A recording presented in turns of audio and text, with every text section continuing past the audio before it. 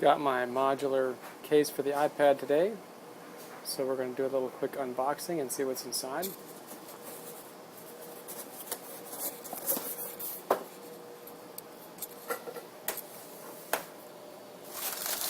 I ordered the $99 combination kit, so here's my quick stand. Here is the main modular case itself, the case and cover.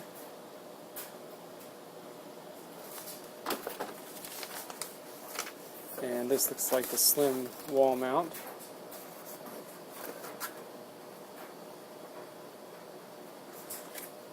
So we're going to take a look inside and see what we get. Here is the modular case and cover after getting it out of the box. And we're going to see how well this goes. Snap the top off.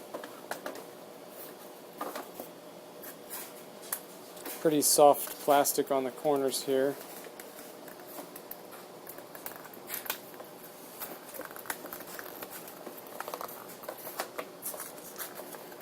Already had a few spills with the iPad, so this will be a nice thing to add on. We never did buy an iPad case because we were waiting for this one to come out. So there it is. Not sure how much use the cover is going to get, but let's pop the iPad in here and see what we get.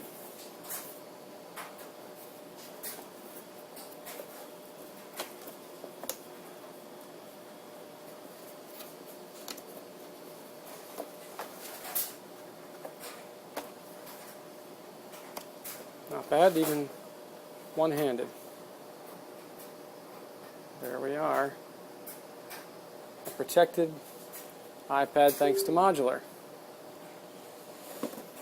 And then if I wanted to use the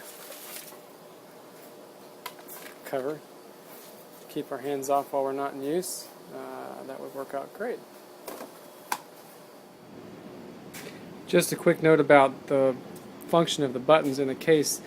There's a port for the orientation lock, so you can reach in and flip that switch, and then the headphone jack also shows through, as well as the charging port.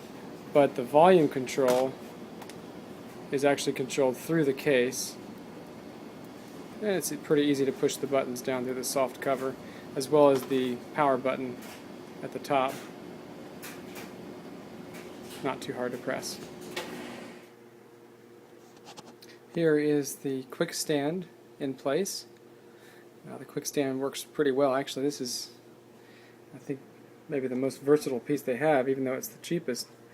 Of course, you get the setup on the back. When I first snapped this on, I didn't realize that it does say these will snap into place, and I wasn't putting it all the way in place. They do actually make a nice popping into place, and it doesn't come off easily. There's the quick stand in the topmost vertical orientation. You of course can also flip it over and have it lay back a little flatter. This is nicer for typing if you're going to type on the keyboard. Actually, you can even get a vertical orientation out of it if you want. A landscape, it's not quite as stable, but it does work, where if you want to stand it up portrait, you can do it instead of landscape, although we prefer it like this, either in typing mode or picture frame mode, and it seems to work out just great. We also found out one other thing about the quick stand when we went upstairs real quick and tried it in the car. I'm not sure everyone will have the same kind of vehicle we do where you could do this, but we have a flap in our vehicle, and if I turn this around the wrong way when I snap it into place, I can actually hang this in my car. There's a flap in my upholstery in the top that I can just slide the legs back into, and the whole thing sits there at a wonderful viewing angle for everybody in the back. So I did actually put an alligator clip on each side just to make it a little more secure. I was afraid of it wobbling out, but that's the quick stand, and it works out wonderfully. The slim mount also just has one orientation, so if you can't mount it on the wall one way and then use it either horizontally or vertically. You're going to have to decide if you want to use your iPad one way or the other. In our case, for the kitchen use, this is going to be most often used horizontally. In fact, I think we almost always use the iPad horizontally. Very rarely do we use it vertically. But if you wanted to, you're going to have to choose to hang it on the wall vertically if you want to use it vertically.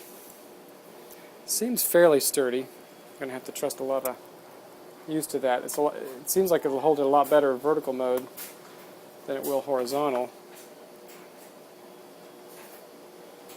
No, either way, I think it's going to hold okay. So that's it. That is the Modulr case from Modulr, and now this thing's going to go up into the kitchen. So here we are, mounted on the kitchen wall, and we'll